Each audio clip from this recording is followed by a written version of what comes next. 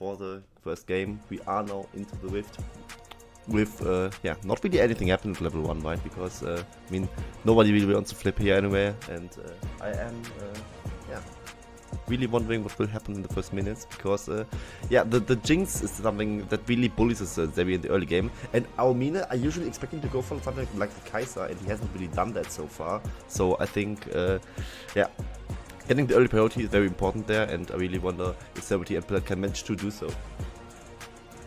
I'm going to hazard a guess that the first few minutes will be filled with laners taking creeps and junglers taking monsters. And I don't think we're going to get any kills. I'm going to hazard a guess. I think first blood, 4 minutes, 26 seconds. 4 minutes, 26 seconds. That's a bit late. Or is it even that late? I mean, well, for VCS standards, it definitely is. I mean, and Enper's already trying to prove you wrong on that one, right? Because Vyuk is definitely not having fun at this level 1. Of course, Crit RNG may be playing a little bit in the favor of Enper, but usually Renekton is one of the features that used to be good against Tryndamere, but after the nerfs, I'm not quite sure about that.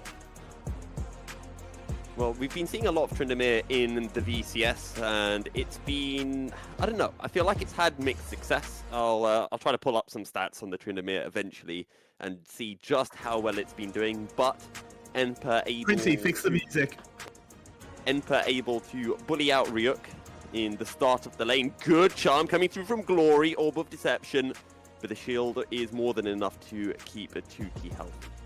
Yeah, definitely so. And with that, we see the first gank coming out of DNK in the bot lane, and maybe this will be enough to trigger the teleport. It will happen. Elios hit level 2 and his first blood of 4 Aomine locked under the tower is Celebrity. Bust Sky get 2. Flash charm onto DNK. Hook lined. Will he be sinkered? Surely the kill goes over to Glory, and it's a double kill for the Burst Sky mid laner. And this is how you not play out the bot lane dive, right? Pallet tanking the turret up way too early, the Bristol dive really not doing any favors to him. He just dies before anything can really happen on the side of DNK and Celebrity. The follow-up kind of isn't there. They also didn't use the healing summoner spell, which would maybe make it a little bit easier for them. It also didn't really respect the DP coming out from Glory, or even the possibility of that happening. And with that, Buster Sky turns away the whole play and gets 3 kills for none. Whoa, we see the no replay! We had a dive mid! But we had a dive mid, but yeah, we just have to show how much inting they really did there. The Celebrity just get hit by the staggering blow from Elio. He shouldn't even be in range of that, basically. And yeah, SBTC really going for a gank they really shouldn't go for. And now double kill already for Glory. And this RV will not be fun for the Vex later on. Okay, I'm looking at 2T summoners, and the flash has been burnt. Dragthar's flash was burnt as well, so... Dragthar definitely went for that play onto 2T, and the two traded their summoners in the process. Yeah, they traded summoners, and here we see what happened mid lane. Quickly, here flash coming out from 2T. Oh, he misses! God, no! He misses the Sonic wave! No! Oh no! And he also dies for it, right? Did Dragthar die? Oh he my died god! For it, yeah. Oh! This isn't a case of whether Sky can beat SBTC or SBTC can beat Sky. It's a case of who can kill each other or who can kill themselves the fastest. Okay. Now we see top lane. It's not as one-sided as it looked at the level 1, because Renekton, of course, after a few levels can somewhat come back here and will have more strength in the 1v1. But Enper, as soon as he hits level 6, I think it could be pretty disgusting, because the ultimate just gives so much dive potential to the side of Enper and make it a lot harder for Rick to really even salvage any plays that could happen from him. Dominos, of course, would give him some HP, but it's just more HP that Tryndamere can basically bully him away from. And with him taxing this wave, he will somewhat equalize it. He also hasn't shopped, by the way, which is the difference between those. It's also in Ignite Renekton against Flash Ghost Tryndamere. So later on, maybe will fall off in the global place, because the Tryndamere can do a lot more on the map. Now, Drake has been secured by SBTC. I also think that we have the wrong music playing, Quincy. So I'm not sure if you can sort that out. As, I'll just mute it then, whatever. The file name is correct. Okay. And apparently, I don't know. I bother for next game, maybe. Fair enough. I was just told to pass on a message. I'm just the delivery guy right now. I've seen what's happening, yeah. Okay, they're looking towards the bot side. They will get spotted out by a ward. The Abyssal Dive comes through. Aomine flies over the wall and is out to safety. God damn it. I forgot that Zeus can do that. Yeah, I think maybe also SBTC forgot that Zerus can do that. That's like one of the perks of the champion, basically, that you can basically have the full mobility kit that ADCs usually don't have, and you can just go over huge walls. Can save you from ganks, which is what happened here. The Zeri, of course, though, still despite the early kills, is somewhat struggling in the CS department because he's just that short ranged and not as strong as an early game champion as the Jinx really is, with her insane range with the rocket launcher coming out. So still, after having 3 takedowns, still down a few CS, she will take this wave that's currently pushing into her, which makes it a bit more bearable for her, but still, of course, Celebrity is pulling up ahead in those numbers, because aside from that dive, they are playing the lane pretty fine, I would say. And Ryuk maybe getting dove later on here, but DNK choosing to recall, which is wise because DNK without the level 6 power spike cannot use a Stormbringer to disable the turret, which would be necessary to pull this dive off. And I thought that there would be a dive right when that wave was crashing in because Ryuk was only level 5, so didn't have the dominance available, but Ryuk hit that level 6 mark with, I think, the first minion that he took off the wave, so DNK had to abort the plate. So I was completely wrong with my prediction on when First Blood would be. It wasn't 4-minute 26, it was about 3-minute 10 or something like that. It's been a much bloodier game in the first few minutes than I was expecting, but perhaps they should have expected that because this is the Vietnamese Championship Series after all. Glory is still 2-0, and the reason I bring Glory up is because he's on an Ahri, he's got a couple of kills. If he can start to work around, if he can start to push lanes in and then look towards his bottom side, perhaps he can snowball that advantage. Perhaps he can, and maybe Tutti can do something more with the lead he got for free, basically from Draktar, going for the gank that kind of didn't work out. I mean, you could, of course, now argue maybe he hits the Sonic Wave, he gets a kill. The decision to go for that gank was definitely the right one, I would say, because you just expect, you just believe in your own ability to basically snowball the game there and do the correct mechanical play.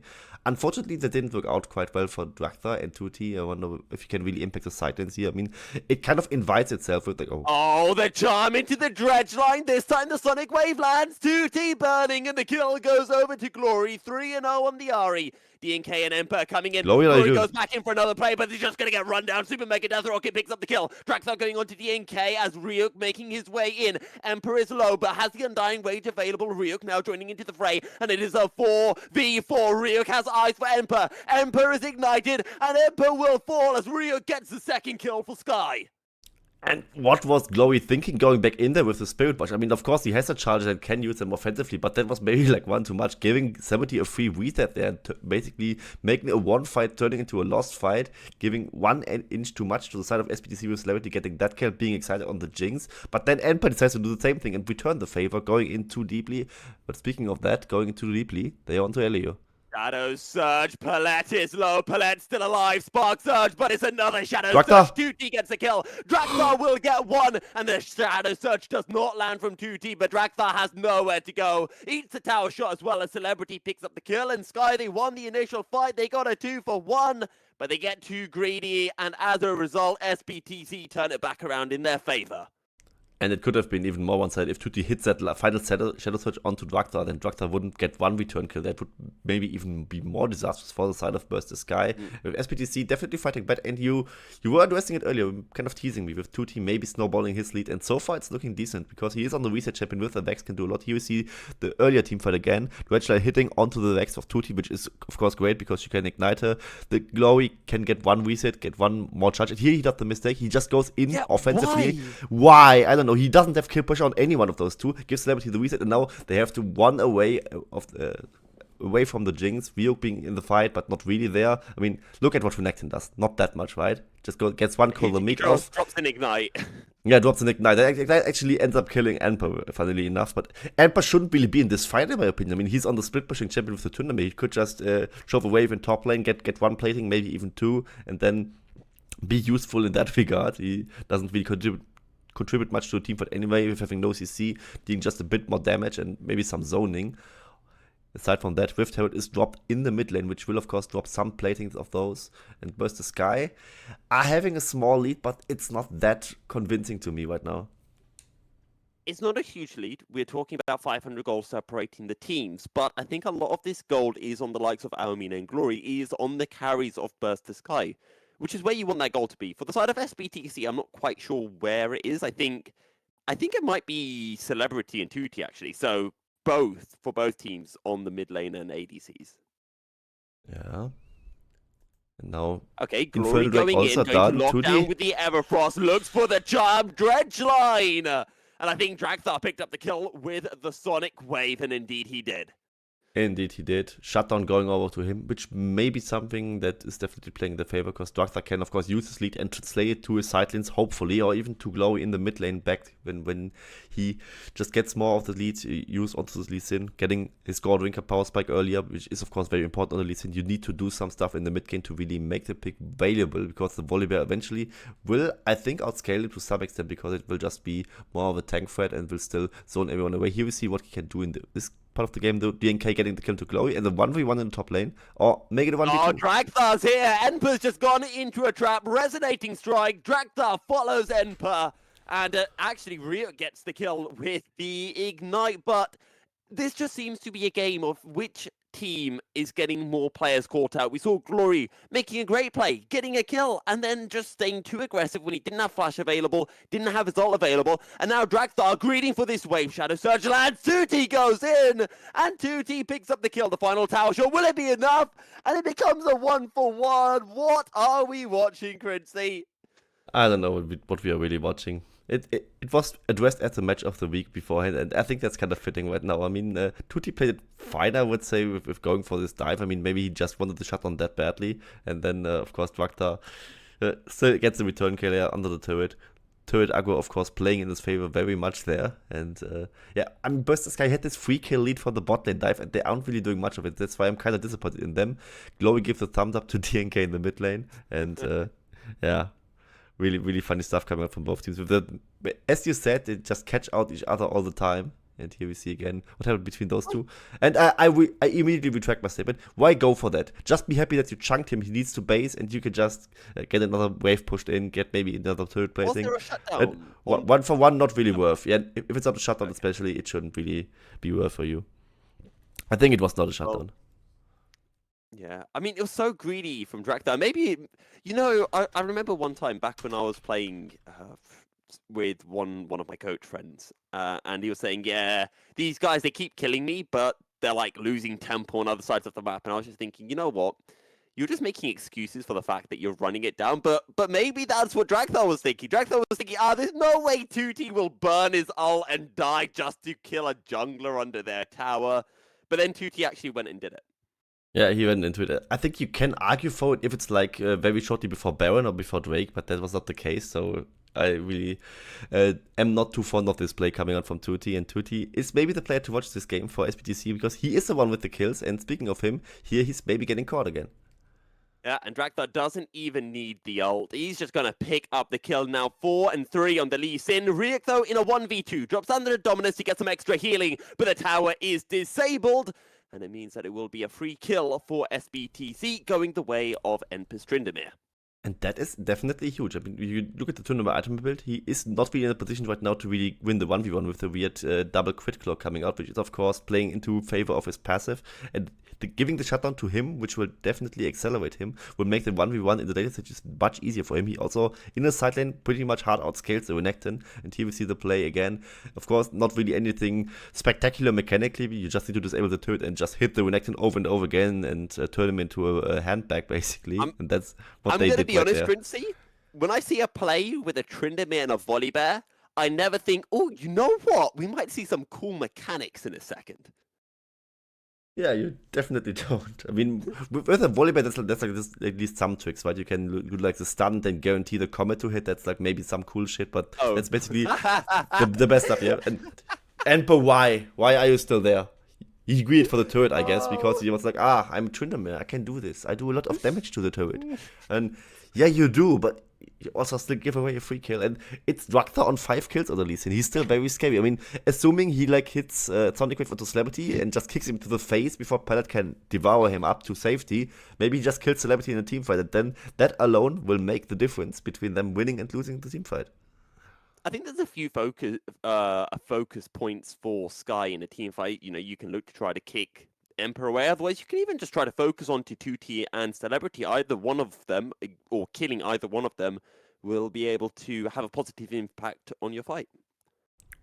For sure. I mean, you can do it with Jinx, you can do it with Vex to maybe turn the fight around quickly. I mean, those are reset champions, so you definitely want to have high focus on those, not really flourishing in those team fights. But here we see mid lane T2 push coming out from Burst the Sky. They are 2k gold up. It's something that we criticized them a lot a few minutes earlier, where they weren't really translating their early game lead they got from the bot lane dive. But right now it's looking better again for them. Rift Herald taken by Emperor as a Twindermere. And while SBTC scales better, they still need to stabilize, right? Because you cannot keep giving inches to Burst the Sky in this mid game. And if the Zeri gets a good flank in the team fight, maybe onto Celebrity, it can get pretty one-sided for them still. Ryuk maybe looking for a play. The Rift Herald getting secured by SBTC, but do Burst the Sky want a fight on the back end?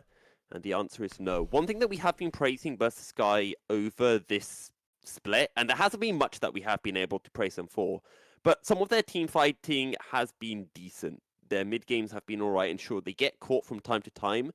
But as was being mentioned on the analyst desk, you can still see remnants of the old Burst the Sky and some of that coordination that they do have available to them. And now they're heading into that mid game. They find themselves with a 2,000 goal lead, and maybe this is where we can really start to see that shine for them.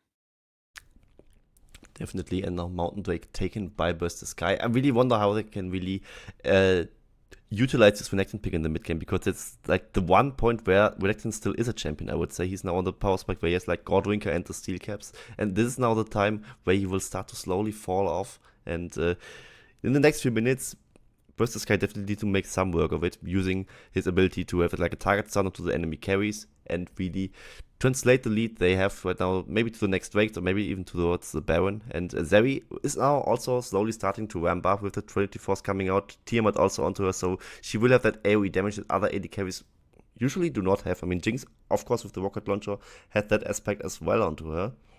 And Zeri hitting like the two item power spike will make it a bit easier for them to really establish some control of those team fights. And also the low damage Everfrost item bit from Abi will make it a little bit easier to really stick to the targets, because she of course had that additional slow, maybe even additional snare if she hits the middle cone of it. And I will want to see Burst the Sky making good use of those abilities. Okay. Well, 18.5 minutes into the game, we don't have a Baron up for 1.5 minutes. No Drake for 3.5. So for now, I'm not expecting to see much fighting. But Drakthar, he wants to fight. He's going to steal away the Rift Herald, kicks DNK into the dredge line. Glory shows up as well, and Drakthar will take the kill credits. Yeah, Drakthar will get the kill credit, another kill onto him, and this is what I addressed earlier, but with Emperor giving away the free kill to him, of course Drakthar now very much accelerated in this mid game, can still do a lot of damage in these skirmishes, and this is what SBTC needs to respect. Now they go for the mid lane tier 1 push, Lightning Crash, oh that's not Lightning Crash coming from Aomine, but now they flash onto him, they kill him! Has already been burned. Aomine playing too aggressively, caught out, feared. Now Elio getting run down, it's an easy double kill for Emperor. Drakthar showing up to the party. Good charm from Glory, but not quite enough damage to get the kill. Ryuk here now as well. This is a 3v4. Do Burst Sky want to take the play? Charm does not land onto Celebrity. Ryuk and Glory forced to back away. Drakthar looking for the flank. Does not have the ultimate available. Lands the Sonic Wave onto Palette. The Dominus has been used by Ryuk. Sonic Wave landing onto 2T, but now DNK here as well. Rift Herald dropped into the mid lane and Burst Sky forced to retreat. Burst the Sky forced to retreat, and they also didn't respect 2T coming out with a nice flash fear out from 2T and the Vex, and this now establishes some control for the side of SBTC. Mid lane tier 1 turret crashing through the Herald, and of course, when you're getting outscaled, you really shouldn't lose those mid game skirmishes. We also have seen Ryuk using the Dominus, but he couldn't really threaten anyone on the side of SBTC, and this is a worrying trend for the side of Burst the Sky, I would say, because you really need to translate this part. Here we see the fight again, 2T with the flash fear, Emperor also being in the team fight, immediately spins onto him, gets the kill, and also can keep chasing onto Elio, who really is just a meatball for him. Double kill coming out for Emperor. He is getting charmed later on, but of course the Twindermere will not just easily die to that at this point of the game, because he has at least some HP onto his belt. And now he can be a titan threat here with the red buff onto him, and also additional crit chance to really make a potential 1v1 in the side lane more winnable for him. The C1 turret in the bot lane will definitely just easily fall prey to him. Yeah, I've got a question for you, Quincy. Has anyone in this game not made an int play yet? Or who's been the least int? Who has been the least int? That's not easy to say. I would just say That's why I maybe asked it. yeah, maybe Dwakta, but he had this one play in the mid lane that we all fondly Yes. remember. Uh, but maybe that's just the one of them. I mean, other than that, he didn't really do anything in particular that was like terrible from him, right? So maybe it's actually Dwakta. Maybe. Has Or, Elio or, done anything in yet? You know, supports can uh, do no wrong. I mean, he has two deaths, and that one death we just now saw, he wasn't really his fault, right? I mean, he couldn't No. really be anywhere else. Maybe it's actually Elio. Yeah, you definitely make a great point there. Also, even Palette. I mean, he hasn't really done anything outrageously so far. Well, I know who I'm giving my MVP points to now. Thank you very much for that. Crincy good sidestep from Glory, using the Spirit Rusher to deny the Spark or to deny the Shadow Surge from landing. Glory goes in. Good sidestep from Ballet, but you can't sidestep the Dredge line. Depth Charge got to find a knockup. Draxthar trying to come in from the side, but he will now be spotted. Good charm. Devoured by Palette. Sonic Wave lands. In goes Draxthar. It's a good kick, but Sky already losing members. In comes Ryuk onto the backline. Finds the kill onto Celebrity. Now looks for 2T. The Croc is doing work. Aomina flashing forward. Finds one. Looks for Palette. Finds a second. It's a triple kill for the Zeri. And Ryuk is hunting Tryndamere. He drops down the Ignite. He slices. And he secures the ace for Burst to Sky. And what hell of a fight was that for the side of SBTC. They really started off nicely done by 2T and the Shadow Surge coming out, Reset City coming out for him and Celebrity, but then they both get flanked by Ryux, Renekton and Dominus coming out of him, and he still deals damage to those carries, right? If they aren't protected, you can really not really protect them from the way of the Renekton, really just straight up slicing and dicing out of them, and them getting those two down means that SBTC lacked the damage to really finish this fight off, and this just results in Burst the Sky winning the fight on the back of Aomini, who got a triple kill within it, and Pilot, I don't know who he tried to devour in this fight. I'm not quite sure if he really got onto any carry. Here we see the fight again. 2T gets knocked up instantly by the Dredge line. And here we see his way to offensively back in. He gets charmed. It's super low. Here we see the Devour being out very early for the side of Palette. And now, of course, this just is an invitation for Ryuk to just claim the backline and just find the access onto both Jinx and the Vex. And Aomine is untouched for the whole fight. He deals damage. The others cannot really damage him. And Aomine cleans up the kills, which results in the Ace and the Baron for Mr. Sky. And also, resulting in that is the Mountain Soul point for them, because the next Drake is also up the menu. 5k goal lead for Burst of Sky, or it practically will be once this Drake is secured. And now they're on to Soul Point, a potential Mountain Soul, and this game is starting to look one-sided from one play. And Draxthar has been playing out of his mind. If we exclude that one int play where he missed a point-blank Q, he's been playing really well, making some fantastic plays. And now the pick on to Glory. Abyssal Dive. Glory will use Spirit Rush, but can he get away? No! Sniped down by the Mega Death Rocket. Aomina with a Spark Surge over the wall. Two members of SBTC incredibly low. As Aomina dropping down the Burst Fire, trying to find some additional damage, but unable to do so. And SBTC will just get the one kill. But why do they get this one kill? I mean, there definitely shouldn't be any position coming up when Mr. Sky really leaves an opening for them. They were in full control of the game, having the Baron, having basically just the full control of the map by now, being 5k gold up. I mean, they are getting outscaled eventually if they really do not translate this lead in any shape or form. But this is not the place where they are right now. They are winning the mid-game teamfight. You shouldn't be in a position to just leave an opening for Celebrity to just zap onto the Ari there. There should be someone blocking it, or even Glory being in a position to not really get hit by it. And I am really questioning the setup by the side of Mr. Sky. But here Dwakta going under the turret, he cannot really insect anyone. No, he just goes for the play. I thought about whether he might go for an ult. I thought it was a bit int, but then I realized Rick was nearby. Baron empowered minions pushing forward onto the inner tower. It's a good charm, and it's a kill for Aomina. They look for more. They look for Palette 2T trying to join it into the fray, but unable to do so. Emperor forced to go in, but Emperor just dies with the Undying Rage available. 3 kills for the side of Burst of Sky as they crash on in to the inhibitor tower. It doesn't matter that Glory got picked off. It doesn't matter that Glory died. Burst of Sky still win the fights handedly. They've still got 5 members alive. They've got a Baron empowered wave crashing under the Nexus tower. Rhea gets the lockdown under tower and is followed up beautifully by the dredge line from Elio. Only 2T left standing, and 2T will stand no more. Burst Sky will take the fight, and Burst Sky will take down the Nexus Towers, and they will take the opening game over SBTC. And maybe it's another 2-0 for Burst Sky incoming. Yeah, maybe it is.